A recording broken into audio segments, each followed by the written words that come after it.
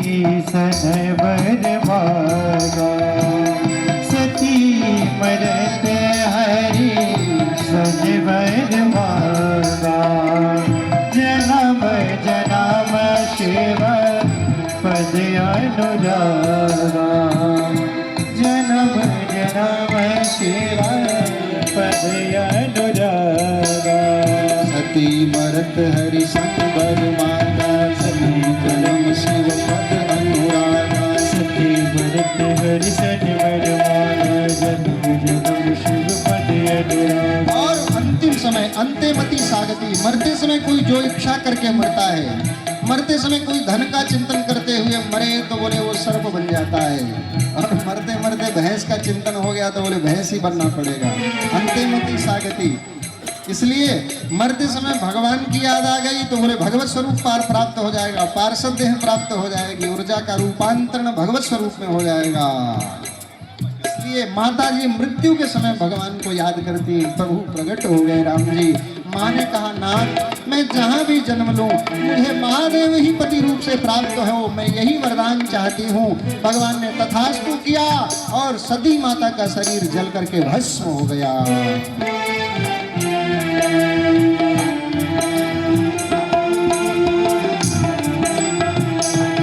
और वही जो सती माता यहाँ भस्म हुई ना, वही सती माता जाकर के हिमालय के यहाँ कन्या रूप से जन्म लेती हैं। और क्यों लेती हैं? क्योंकि जब से सती माँ भस्म हुई है, पत्नी से प्रेम कैसे, महादेव जैसा प्रेमी कहाँ मिलेगा भाई। माँ सती ने शरीर को भस्म किया, भगवान शिव ने उनके शरीर के भस्म को ही अपने शरीर पर लेपन कर लिया और भगवती का विरह व्याप गया। महादेव वन पर्वत कंदराओं में विचरण करते हुए पागल अवधूत जैसे हो गए। अवधूत वेश का दर्शन होता है ना, वो सती वियोग स्वरूप का दर्शन है। पत्नी को प्रेम भी कैसे करना चाहिए देखो। और पत्नी अधर्म अनीति अन्याय की बात करे, वही प्राण प्रिय पत्नी ने जब अधर्म का आचरण किया, लाख समझाने के बाद तो उन्हीं महादेव ने त्याग कर दिया। और उसके बाद जब शरीर का त्याग किया तो उसके भस्म को लगा करके शरीर को लेकर के विलाप करते हुए तांडव करने लगे। भगवान ने चक्र चला के शक्तिपीठों की स्थापना करी, तो सब कथा अलग है, विस्तार है। और भगवान शिव ने समाधि काम को विजित करके भगवान ने इच्छाओं को शांत करके समाधि लगाई और बोले, लाखों वर्ष की समाधि भगवान शिव की समाधि। और उसी समय प्रकृति की लीला रचना घटित हुई, तारकासुर नाम का राक्षस प्रकट हुआ। उसने ब्रह्मा से वरदान मांगा कि शिव और शक्ति से उत्पन्न संतान से ही मेरा वध हो। अब देवताओं का स्वार्थ आ गया, त्रिभुवन को जीत लिया, देवता शरण में आए, त्राहिमाम त्राहिमाम त्राहिमाम, महादेव रक्षा करो। और बाबा की समाधि नहीं खुली, माँ जगदम्बा की शरण में गए, माँ तुम तो मेरी माँ हो जगदम्बे। दुर्गति नाशिनी दुर्गा जय जय, काल विनाशिनी काली जय जय, काल विनाशिनी काली जय जय, काल विनाशिनी काली जय जय। उमा रमा ब्रह्माणी जय जय, राधा सीता रुक्मिणी जय जय, राधा सीता रुक्मिणी जय जय, राधा सीता रुक्मिणी जय जय। हे माँ तुम तो कृपा करो, आज शक्ति का दर्शन होता है। माँ ने कहा चिंता मत करो, मैं तुम्हारे मंगल के लिए, तुम सबके कल्याण के लिए हिमालय के घर में जन्म लूंगी और मैं शिव को वर्ण करूंगी। शिव की समाधि खुले वैसा उपाय करो। और वही पराशक्ति जाकर के यहाँ जन्म लेती हैं। और मैया का जब से जन्म हुआ हिमाचल हिमालय के यहाँ आनंद ही आनंद है, क्या कहना है। जब गृह आई, जब ते उमा से गृह आई, सकल सिद्धि सुख संपत्ति पाई, सकल सिद्धि सुख पति चाई।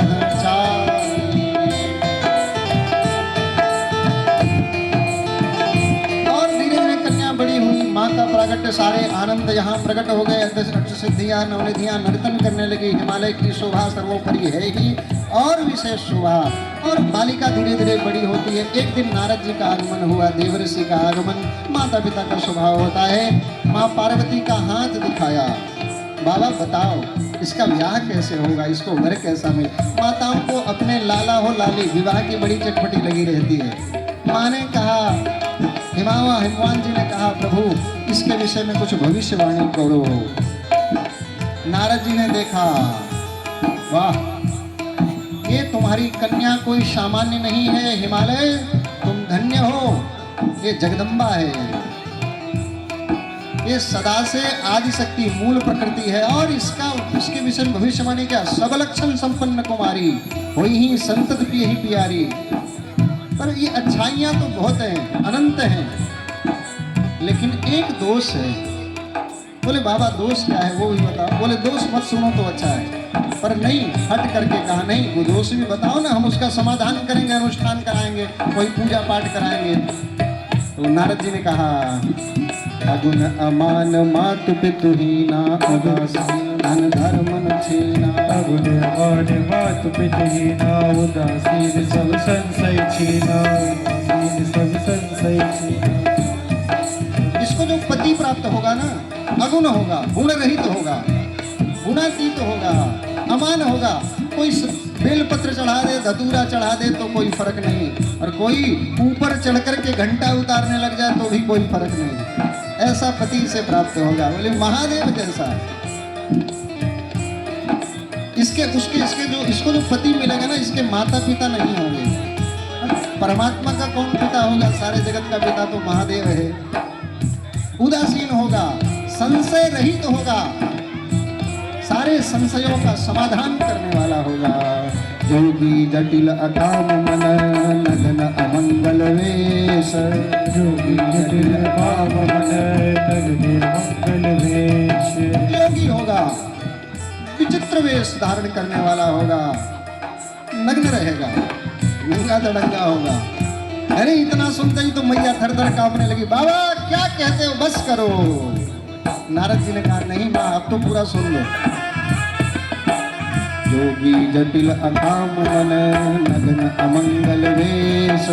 योगी जटिल अकाम मन, नगन अमंगल वेश। अस स्वामी यही कह मिलही, परिहस्त असिरेख। अस स्वामी यही कह मिलही, परिहस्त सिरेख। इसके भाग्य में इसकी हस्तरेखा कहती है, इसको ऐसा ही पति मिलेगा। चरणों को पकड़ लिया माने, प्रभु मेरी फूल जैसी कन्या है, ऐसा बावरा वर नहीं, कोई सुंदर राजकुमार मिले, ऐसा उपाय बताओ। नारद जी बोल पड़े, जाओ तब करे कुमारी तुम्हारी, भावी में किस कहीं त्रिपुरारी। तब करे कुमारी तुम्हारी, भावी में किस कहीं त्रिपुरारी। देवी अगर तेरी पुत्री जाकर के वन में तप करे तो महादेव में सामर्थ्य है कि वो विधि के विधान को भी पलट सकते हैं और कोई नहीं कर सकता।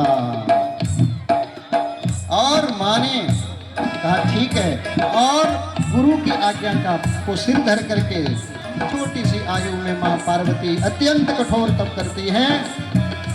हजारों वर्ष तक वायु का आहार करती रही, जल पर रही, फल पे रही, फिर वायु का आहार करती रही। कुछ दिन पत्ते हरे खाए, उसके बाद हरे पत्ते भी छोड़ दिए, सूखे गिरे हुए पत्ते खा करके तप करती है। 10,000 वर्ष तक सूखे पत्ते खा करके माँ पार्वती ने तप किया। और जब सूखे पत्तों का भी त्याग कर दिया तो देवता प्रकट हो गए। जय हो जगदम्बे। अपर्णा नाम से भगवती की स्तुति गाई। बोल अपर्णा मैया की। और भगवान शिव प्रकट हो गए माँ के तप से। और शिव ने कहा देवी चलो। माँ ने कहा कहाँ? बोले प्रभु देवी तूने मुझे पाने के लिए तप किया, कैलाश चलो मैं तुझे मिल गया। माँ ने कहा प्रभु अगर आप मेरे तप से हो तो मैं आर्यावर्त भारतवर्ष की कन्या हूँ। आर्यावर्त की भारतवर्ष की ललनाएं ऐसे किसी के साथ नहीं जाती। विधिवत माता पिता कन्यादान करते हैं तो गर्व से सर्व समाज की सम्मति से किसी को अपना पति रूप से वर्ण करती हैं। और महादेव भगवान ने कहा देवी मैं तो किसी से मांगने वाला नहीं, मैं तो देने वाला हूँ। दानी क्यों शंकर समना ही, मेरी प्रसिद्धि में कलंक लग जाएगा, कैसी बात करती हो। माँ ने कहा प्रभु अगर प्रसन्न हो तो चलना पड़ेगा, मेरे तब से प्रसन्न हो तो मेरे पिता से मेरे हाथ को मांगना पड़ेगा, अगर नहीं करोगे ऐसा मैं फिर तब करूंगी। आज देखो माँ पार्वती की तपस्या ने सारे जगत के दाता शिव को भी मांगने पर विवश कर दिया। भगवान शिव ने आकर के हिमालय से कन्या माँ पार्वती का हाथ मांगा है और प्रसन्न दोनों तरफ से तैयारी हो गई। विवाह का समय निश्चित हुआ, लग्न पत्रिका शोधी गई और ब्रह्मा जी आचार्य बन करके बैठे हैं और बारात चलने की तैयारी हुई। महाराज भोले बाबा जैसी बारात तो क्या कहना, इनकी जैसी बारात भी इन्हीं की चली है, विचित्र बारात चली है, ऐसी बारात है। देखो सब देवताओं ने कहा बाबा आज तो विवाह की बात है, अरे बोले सामान्य व्यक्ति भी तैयार होता है, आज तो सज जाओ। महादेव ने कहा मैं तो जैसा दिखावा नहीं करता, मैं तो जैसा हूँ वैसा ही चलूंगा। देवताओं ने कहा ये बाबा मरवाएगा, जब ऐसे विचित्र वेश में जाएंगे सांप बिच्छू लपेट करके तो फिर वहाँ रसगुल्ला थोड़े मिलेगा, वहाँ तो लट्ठ बजेगा। तो भगवान विष्णु ने मुस्कुरा कर कहा भाई सब अपना अपना समाज लेकर के चलो। रति भी बहुत रो रही है, क्यों? भगवान शिव ने कामदेव को भस्म कर दिया था, रति रोती हुई आई थी, तो भगवान ने कहा चिंता मत करो, बिना शरीर के ही प्रभावित हो जाएगा। तो बिना शरीर वाला कामदेव भी आया है, सब देवी देवता उपस्थित हुए, पर भगवान विष्णु ने कहा विलग विलग हो चलो सब निज निज सही समाज। और महाराज सब देवता ले लेके अपना समाज चलने लगे और दूल्हा सरकार तो कैलाश पर रह गए, सारी बारात चल पड़ी। भगवान ने देखा मैदान साफ है, हंस करके बोले महादेव श्रृंगी भृंगी इधर आओ। आए जी सरकार, अरे बोले बारात की व्यवस्था करो। श्रृंगी भृंगी ने तुरही बजाई, महाराज पूरी दुनिया के भूत प्रेत यक्ष राक्षस पिशाच जितने थे सब प्रकट हो गए और भगवान शिव ने अपने विचित्र समाज को देखा। महाराज भोले बाबा बेहस करके हंसने लग गए और बोले कोई बात नहीं, जैसे हो वैसे ही चलो। भगवान को बीच में करके भूत प्रेत भगवान का श्रृंगार करते हैं, और जब भूत प्रेत ही श्रृंगार करेंगे तो कैसा करेंगे?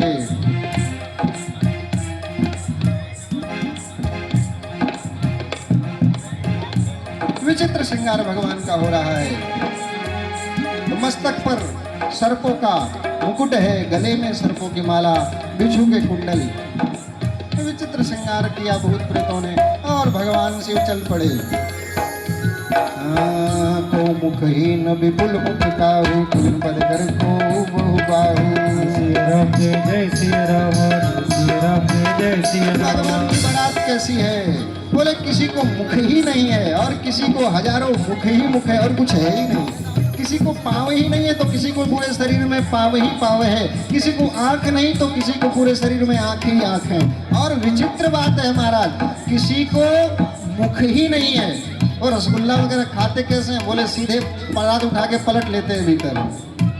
विचित्र बारात है।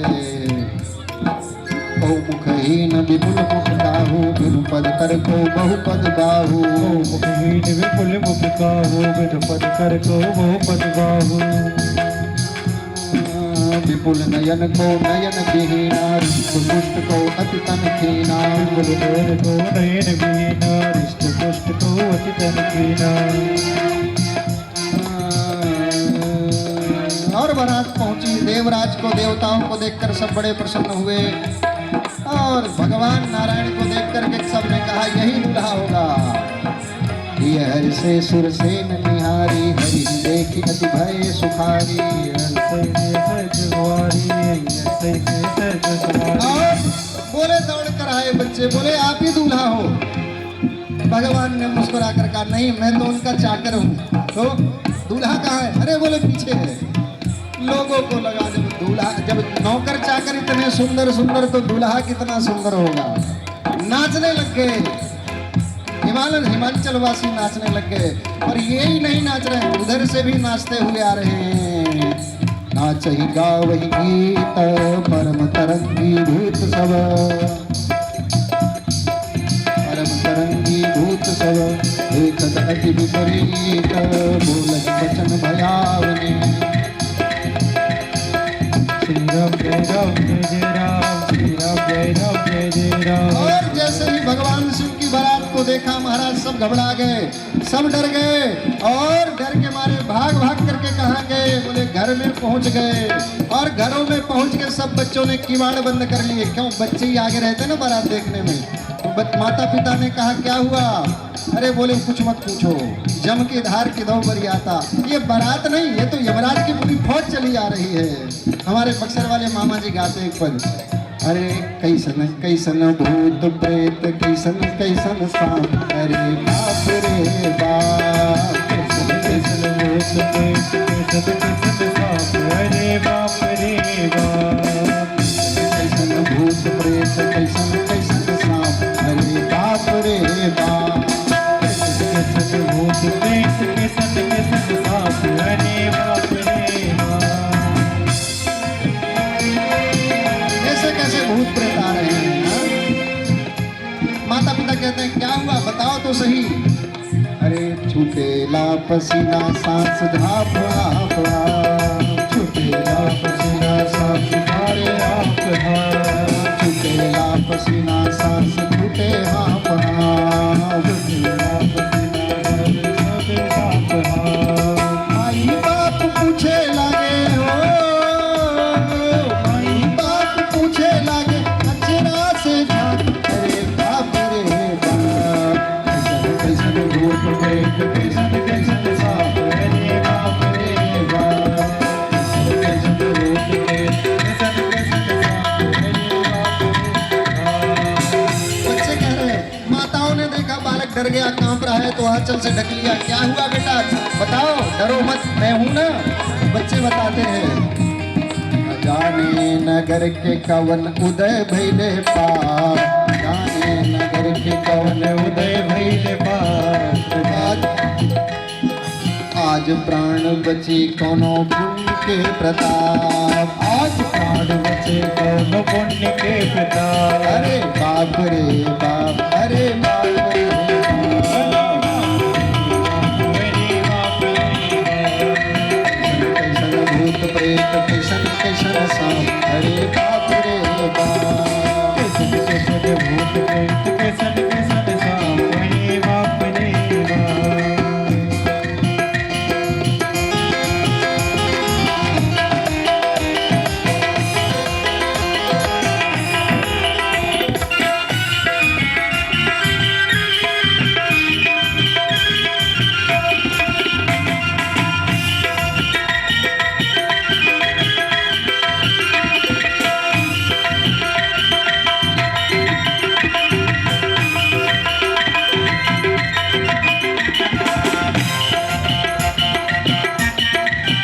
भैया ने कहा सब बड़े बूढ़े थे, बोले महादेव की महिमा है, बच्चे नहीं समझते, कोई बात नहीं।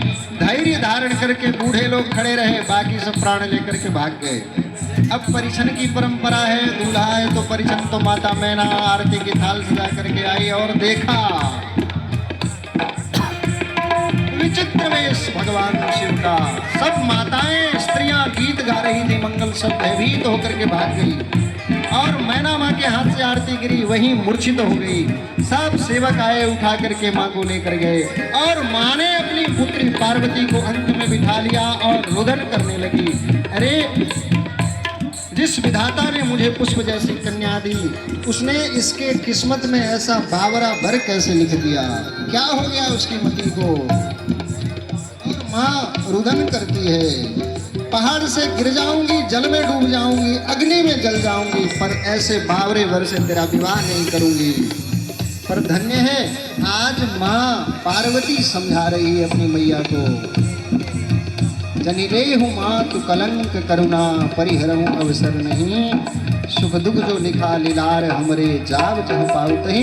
माँ चिंता मत करो, माँ दुखी मत हो, तुम कितने भी अच्छे घर में विवाह कर दोगी खोज करके, मेरे किस्मत में जो दुख लिखा है वो कहीं भी मिलेगा, इसलिए माँ धैर्य धारण करो, दुखी मत हो। समझाती हैं, पर माँ ने कहा नहीं, आज कुछ नहीं सुनना मुझे। ब्रह्मा जी नारद जी ने आकर के समझाया, आपकी पुत्री जो है ना ये कोई सामान्य नहीं है, ये तो जगदम्बा है। जगदम्बा तो सुता भवानी। धैर्य धारण करो, शांत हो जाओ, ये सदा से शिव की शक्ति है। और माँ ने प्रार्थना करी तो भगवान ने सुंदर 16 वर्ष का राजकुमार जैसा वेश धर लिया। और कर्पूर के जैसे गौर शंकर जी जब राजकुमार बने तो कितने सुंदर लगते हैं। बोले कामदेव ही मोहित हो जाए, इतने सुंदर महादेव राजकुमार के रूप में। और भगवती पार्वती के साथ भगवान शिव का लौकिक वैदिक विधि का पालन करते हुए पाणी ग्रहण संस्कार संपन्न हुआ। बोले गौरी शंकर भगवान की जय हो। विवाह का गीत गाया जाएगा और महादेव जगदम्बा के और जगदम्बा शिव जी के चरणों में वरमाला पहना। आओ मेरी सखियों मुझे मेहंदी लगा दो, जय हो। मेहंदी लगा दो मुझे सुंदरी सजा दो, मुझे भोले बाबा की दुल्हन बना दो, मुझे भोले बाबा, मुझे भोले बाबा की दुल्हन बना दो, मुझे भोले बाबा की दुल्हन बना दो। आओ मेरी सखियों मुझे मेहंदी लगा दो, आओ मेरी सखियों मुझे मेहंदी लगा दो, आओ मेरी सखियों मुझे मेहंदी लगा दो, आओ मेरी सखियों मुझे मेहंदी लगा दो, मुझे भोले बाबा की दुल्हन बना दो, मुझे भोले बाबा की दुल्हन बना दो। और गौरी शंकर भगवान की शिव विवाह महामहोत्सव की पार्वती पतये हर हर महादेव।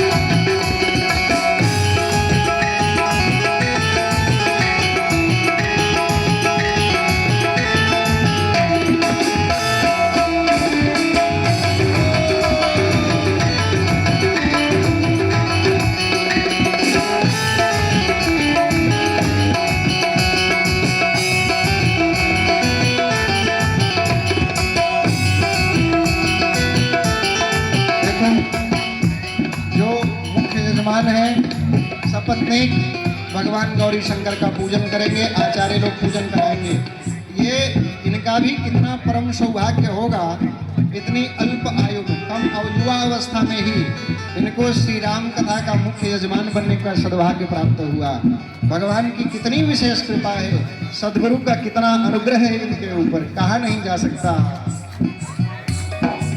सत्संग में मेरी बातें चलाई, सत्संग में मेरी बातें चलाई, सत्संग में मेरी बातें चलाई, सत्संग में मेरी बातें चलाई, सतगुरु ने मेरी कीनी सगाई, सतगुरु ने मेरी कीनी सगाई, सतगुरु ने मेरी कीनी सगाई, सतगुरु ने मेरी सतगुरु बुला के हथेले बातों